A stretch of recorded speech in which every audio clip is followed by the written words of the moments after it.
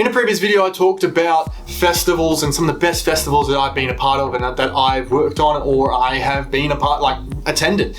In this video though, I'm going to go in the opposite direction, unfortunately, and go into the worst festivals that I've been a part of or I've, basically I've been to. And there's only two that were really terrible. And the second one is Shanghai. I went to Shanghai in China and it stormed. Now, unfortunately, a lot of the problems with this festival actually aren't from a performance and from a producing standpoint or production standpoint.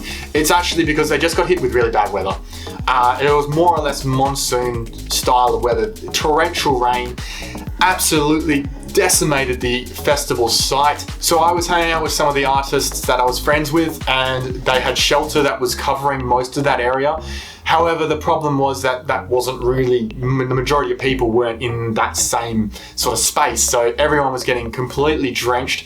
We were completely drenched, even in the VIP areas. The amount of rain is hard to fathom and hard to explain, but I've never been in that sort of monsoon style of just torrential rain coming down, and it really ruined it. Hey, this is future Bryn here. While I'm editing this video, I actually came across a video clip I didn't even know I had, which is me documenting what happened as it was happening. So I'm gonna chuck that video on here real quick and then we'll go back to the original video. Bye. I'm here at Shanghai Storm Festival for day 2. Currently we have the Chemical Brothers playing and it seems like we're right in the middle of a massive monsoon storm. It is absolutely pissing down. I'm in the VIP section and even in here people are having to wear raincoats. The main stage at the moment is still going, but heaps of Chinese partygoers here have decided to call it a night. As you can see behind me, half the area is already cleared out. I don't know how much longer the event will go on for, but I hope it still goes on because next up we have Axwell and Grosso playing to close out the festival. As you can see behind me, the rain is tremendous. It is probably the worst rain I've seen in the festival since It's the Ship in 2016, where they had to close the stage because it was just too heavy, and this is heavier than that. So halfway through the Chemical Brothers set on the second day, they ended up axing the festival and they said, look, we're going to cancel this set. And Axwell and Grosso were supposed to go on next and they cancelled their set and cancelled the festival, as they should have, because it was, by that time, it was just ridiculous. We ended up getting a shuttle ride out of there through the artist entry and artist exit. I remember walking back of stage and there was a dip where you have the main stage. The worst part about this from an OH perspective is that there were a whole bunch of live electrical cables running through that. 3-phase cables, a whole bunch of cables from the Jenny were going through that water, and yeah, I probably shouldn't have gone through that in hindsight, but yeah, we were all told to walk through it. It's all safe, it's all fine. Yeah, so that was, I only blame that festival only because they got torrential rain and it was a really messy experience from a water perspective. Number one though is actually a really big brand and they have festivals all around the world, and it's Ultra Music, funnily enough. And my worst experience at a festival was Ultra Music Festival in 2019. Now, some of this is their fault, some of them it isn't. They basically had the council say that you're not allowed to put your festival at Bayfront Park anymore.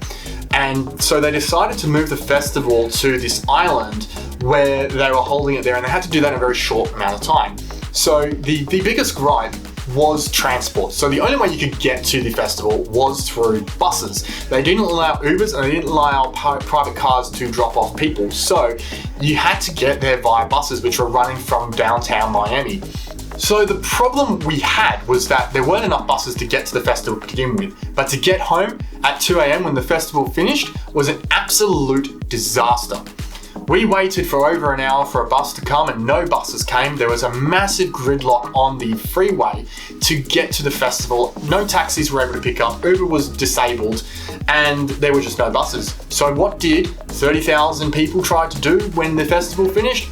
Well, we walked bloody home, didn't we? We had to walk home 8 kilometers across an active freeway. So the freeway was still open. So there were still cars going the opposite direction to Miami. So we all had to walk 8 kilometers all the way back to downtown Miami. And then when we got there, obviously we still had to get to our hotels. Now, thankfully, our hotel that we were staying in was very, very close. However, if you were staying anywhere else in Miami, so further up past downtown, or you were staying at Miami Beach, it was going to take you absolutely forever to get home. There were police everywhere. There were police helicopters trying to sort out where people were going. It was just utter chaos. And the worst part of this was when the festival organizers, or one of the festival representatives, came on TV later and said, "It was a nice night for a walk though." That royally me off. And I even censored myself there so people don't think I'm always swearing. But that was absolutely an abysmal apology, because the festival said they were going to transport people. They didn't transport people, and it forced people to walk 8 kilometers plus to get home at 2 a.m. in the morning. And I think it was really unacceptable. There was other things that also went wrong with this festival. They wouldn't let people in with clear plastic bottles, and that was really weird because they let people in with camelbacks. So then they forced people to pay $5 for a water that was this big. So I was pretty, after that happened, that incident happened, and then the water issue happened, I was pretty annoyed by that.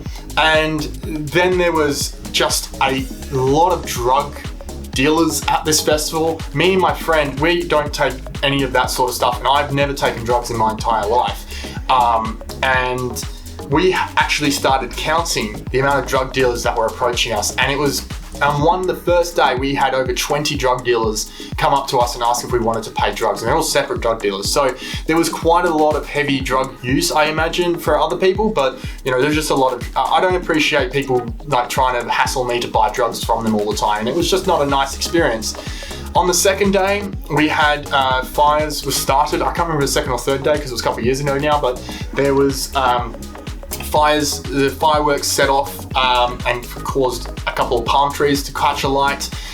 There was borderline rioting where people were pushing down fences because they were so annoyed they couldn't get home. The second day wasn't as bad. We still had to wait over an hour and a half, but we still at least got home. We didn't have to walk. And the third night, it was a 45-minute wait for transport to get home. So, look, I understand you have to wait for transport at the peak times, but at the same time, you shouldn't be forced to walk on an empty freeway back into the back to the thing. And you know what? This is not a thing that's all against the festival, because I know they had to change location at the last minute. But at the end of the day, festivals need to provide safe environments for people that come to their events. And I just don't think that they did that. I think it was just a shameful way to treat patrons, because they know they're going to sell out next year, and years after that they continue to sell out. But this festival was a complete and utter shamble. And hey, look, I understand, you go to a festival, you have to expect that maybe a drug dealer might come up to you. That's fine. But when you get hit by 20 people trying to get you to buy drugs every day, it's not a particularly great vibe, and you don't really feel it that way. And when you got palm trees catching fire, you have no water as well. There was only one water point for the entire festival that I was able to find that was free. Otherwise, you have to pay like an exorbitant amount of money to pay for water. And also, obviously, the transport situation was just abysmal, and I think it was really, from certain aspects, just really unsafe, and I just didn't feel particularly that safe in that environment. And obviously that's my personal opinion. I'm sure others had a great time. I still had a good time at the festival, but those things really diminished the enjoyability of the festival, and it's probably one of the worst. If I was to rank them as I have, this is definitely one that stands out as one of the worst festivals that I've been to. Anyways, that's it from me, and let me know in the comments if you've had really terrible experiences in the industry, as personally or professionally, where you felt like this was a really bad experience and this could have been done better, because we all learn. This is not, they were bad experiences, but we can take from these experiences and we can learn from them so they don't happen again, so we can increase the quality of our events, increase the quality of our festivals, and do better next time. So anyways, I'm Bryn, hope to hear from you soon, and don't forget to comment below.